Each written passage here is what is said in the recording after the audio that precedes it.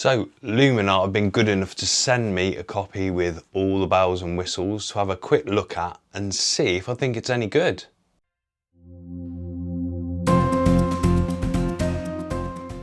Right, as you can see, we've just got the images I did from my last family holiday in Lanzarote. So we're going to go over a quick couple of these. So the setup is pretty much like most photo editing apps. You can either use this as a standalone app or you can have it installed as an extension to Lightroom and Photoshop. So if we just go into the individual images, we've got lots and lots of different tools and things we can do with this. It's got all AI functions as well. So we can just, if we want to go really simple, go straight into the enhance AI feature, and it's literally a 2-second fix and it will just enhance everything for you. And what I do like about this is that it's not over the top or really in your face or anything like that. It's actually still got the natural colours there and it's just enhancing everything for you. As you can see, this was shot on the GFX 100, so we've got loads of detail there. But again, just a quick slider. And from what I can make out, it just enhances the saturation slightly. It balances the shadows and the highlights and the contrast and the overall sharpness. And I actually think that's really good. And of course you can rein it back. You've got other functions. You can add a sky in if you weren't happy with that one. You've also got a sky enhancer on this one. So again, it will just enhance it how it thinks. Obviously it's AI. This sky in this particular shot's not that inspiring, but you can go into the sky AI function and select a sky, and I mean the amount that you can actually do is just unreal.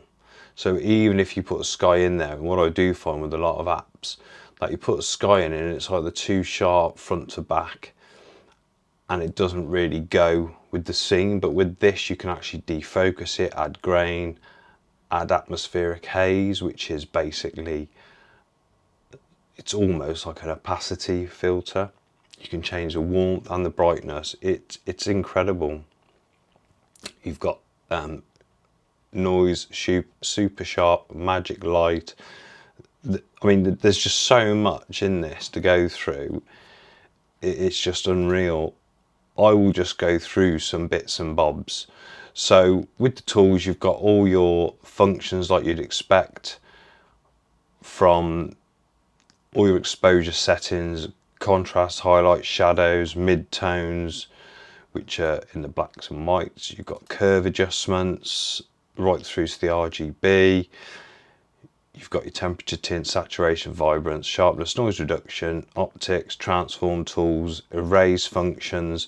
They're a lot better as well, these sort of functions, than you would find in many other, like Lightroom. This is sort of a great extension to actually add in if you want more function.